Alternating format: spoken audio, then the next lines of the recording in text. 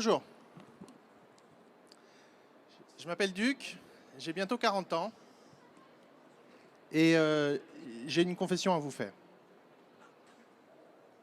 J'ai déserté la France, alors que pourtant j'étais bien, j'ai fait mes classes à Centrale, j'étais officier avec un grade de senior manager dans l'armée économique française, en poste à la Défense, dans une division du CAC 40. Pourtant j'ai tout plaqué et je suis parti avec ma femme et mon fils, encore tout bébé, direction le Vietnam, mon pays, mon deuxième pays d'origine. Mon père est vietnamien. J'ai créé Officiant, c'est une société de services numériques, comme on dit aujourd'hui. Bon, avant, on disait SS2I, basée à Ho Chi Minh Ville.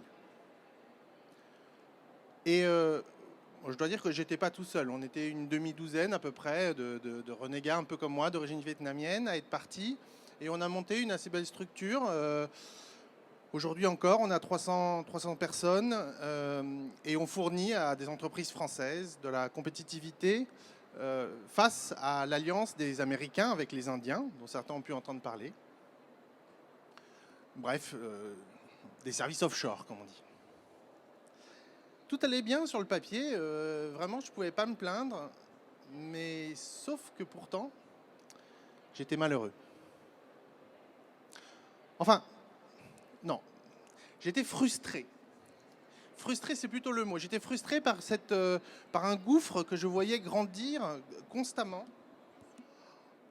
entre ma satisfaction personnelle et le regard des autres. Quand je rentrais, quand je discutais avec mes amis autour de moi, on me demandait toujours, évidemment, tout le monde s'inquiétait que je gagne de l'argent.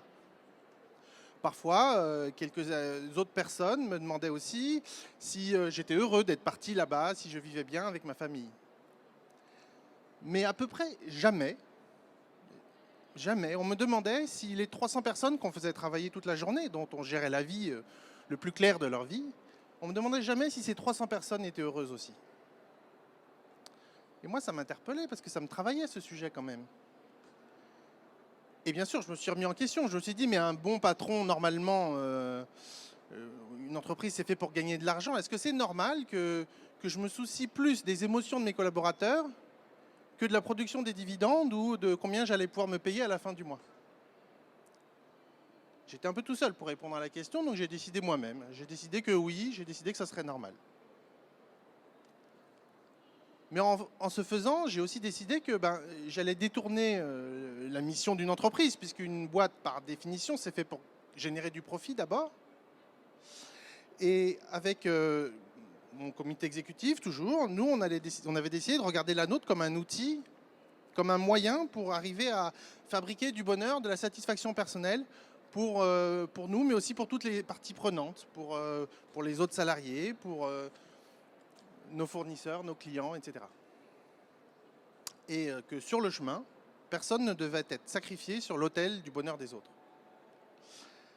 J'avoue qu'à l'époque, c'était il y a 2 ans, quand on a pris cette décision, on ne mesurait pas complètement l'ampleur de la transformation qui allait s'en suivre. On a dû abandonner le management pyramidal traditionnel et transformer un peu notre organisation dans une sorte de tribu, sans hiérarchie, sans manager, sans commerciaux, sans marketing, sans DRH. Alors laissez-moi vous raconter comment c'est possible, comment ça marche, et puis surtout, pourquoi le jeu en vaut la chandelle. Et pour bien comprendre, parlons un petit peu du métier de manager. Qu'est-ce que c'est qu'un manager? Le métier du manager a 2 grands rôles. Le premier rôle, c'est le superviseur, celui qui organise l'information, celui qui collecte l'état de l'art, qui collecte pour faire des rapports, qui traite toutes ces informations-là pour en générer des décisions, et puis après qui va transmettre les ordres, donc qui va retransmettre de l'information dans l'autre sens. Ça, c'est le superviseur. À côté de ça, c'est pas tout. Un manager, et surtout depuis la deuxième moitié du XXe siècle, on lui demande aussi d'être un leader. Le manager, on lui demande aussi d'être, par un comportement exemplaire, l'image de la vision de l'entreprise. On lui demande de porter et d'influencer ses collaborateurs dans le sens des valeurs de son entreprise. Superviseur, manager. Court terme, long terme. Des 2 rôles qui d'ailleurs ne sont pas particulièrement compatibles. Et Et malheureusement, ceux qui ont travaillé dans des grandes entreprises savent qu'en général, son chef, il est soit l'un, soit l'autre. Il est rarement les deux, parce que router les mails, ça prend beaucoup de temps et ça en laisse pas beaucoup pour s'occuper du bien-être de ses collaborateurs.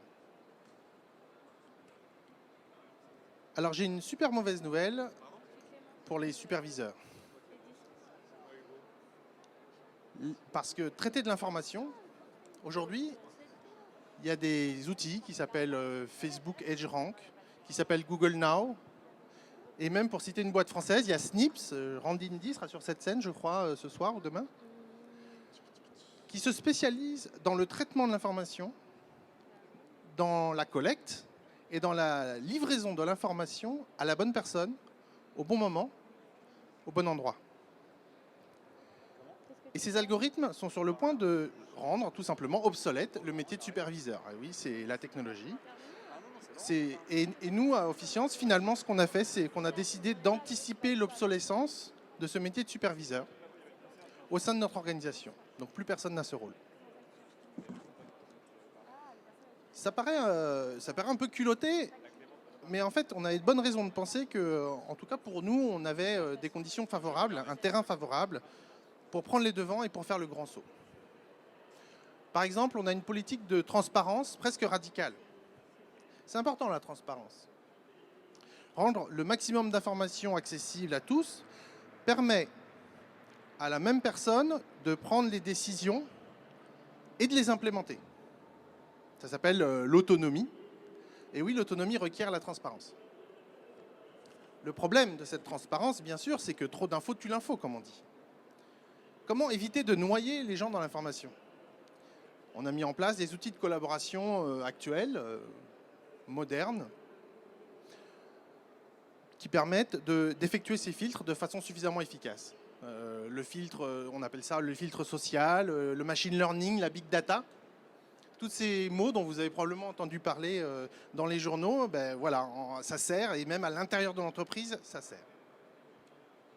Ces outils ne sont pas encore parfaits, et même, j'espère qu'ils ne seront jamais parfaits, sinon la vie sera bien triste.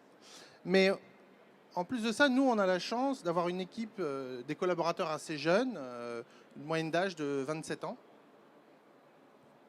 et des Facebook natives, comme on dit. Des gens qui maîtrisent bien les enjeux, les finesses des réseaux sociaux, de la pression sociale par les pairs, du personal branding et de tous ces mécanismes de cohésion sociale sur les réseaux. En connaissant bien le pouvoir du like, ce qu'il faut partager, ce qu'il ne faut pas partager, quand est-ce qu'il faut mentionner quelqu'un dans un post, etc., on arrive ainsi à pallier aux carences des algorithmes. Enfin, last but not least, on porte des causes. La cause qu'on porte et qu'on répète, et pas seulement sur un mur dans le hall d'entrée de nos locaux, c'est cette étoile du Nord qui brille au loin et qui nous permet à tous d'avancer en regardant dans la même direction. Je crois que ça s'appelle donner un sens à son travail, d'aller dans la même direction. Et pour ceux qui ont déjà essayé, c'est très très agréable. Et en général, on a du mal à revenir en arrière quand on a essayé à avoir un métier qui fait du sens.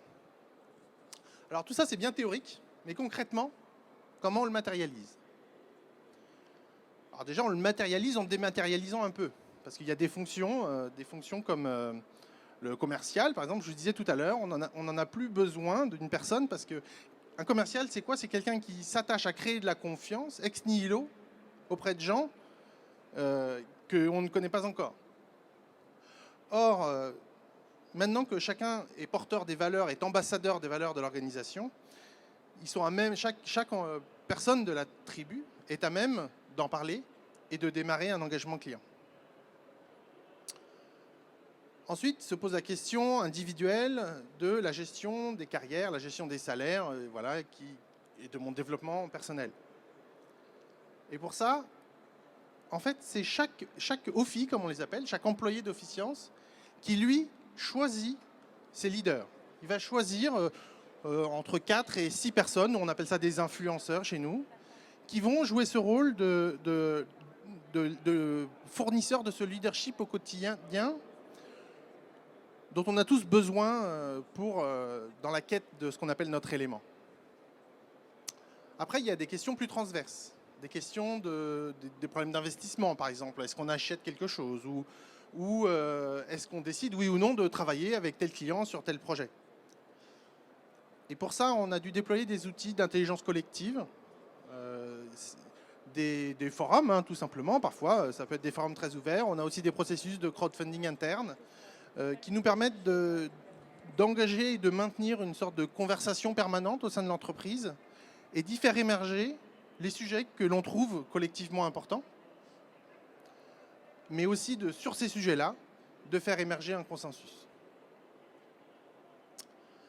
Enfin, pour bien remettre l'argent à sa place, puisque c'est un peu de ça qu'il s'agit, d'en faire un moyen et non pas une fin, nous avons dû revisiter notre conception de la performance pour prendre en considération les enrichissements non financiers, comme le plaisir, les émotions, dont parlait Yanaï, la réputation, la confiance ou l'apprentissage, qui sont des facteurs importants non seulement de notre satisfaction au travail, mais aussi de notre contribution à la société. Alors, je ne voudrais pas que vous partiez en vous disant que tout ça, c'était un caprice de patron ou qu'il s'agit d'une conviction politique. Ce que nous avons mis en œuvre, ce que nous avons implémenté, c'est le fruit de longues discussions et de lectures de penseurs, de gens comme Seth Godin, Michael Porter, on va citer un Français, Nicolas Colin, et de tous ces gens-là qui réfléchissent à l'avenir de la société après la révolution numérique. Finalement, on n'a pas vraiment essayé de faire quelque chose d'original pour être original. Notre objectif, c'était au contraire de faire quelque chose qui serait le plus banal possible dans 4 ou 5 ans. On a essayé d'anticiper et on pense que ça va être comme ça. Et maintenant, alors maintenant déjà la boîte va bien, mais moi je suis là. Maintenant je suis rentré, j'ai libéré mon organisation en la libérant de moi-même, de mon emprise. Ça n'a pas toujours été facile, hein, je vous le dis tout de suite, mais on y est. Et au travers de cette expérience, je me suis rendu compte que j'étais parti pour aider le Vietnam, mais en fait, la France avait aussi besoin de moi. Alors, je me suis réinstallé ici, à Paris, avec ma famille. Je milite dans la French Tech, je milite dans le mouvement des barbares. Je m'investis dans des startups françaises, dans The Family ou dans la souveraineté numérique. Et si j'ai pris la parole aujourd'hui, c'était pour vous inviter à réfléchir aussi sur le futur de votre ou de vos organisations auxquelles vous faites part aujourd'hui. Parce que je crois qu'elles vont toutes être confrontées tour à tour à engager une mutation de cette nature pour intégrer un sens, pour s'adapter à l'ère numérique et pour devenir autant de petites fabriques de bonheur. Il n'est pas trop tard. Merci. Merci beaucoup, Duc.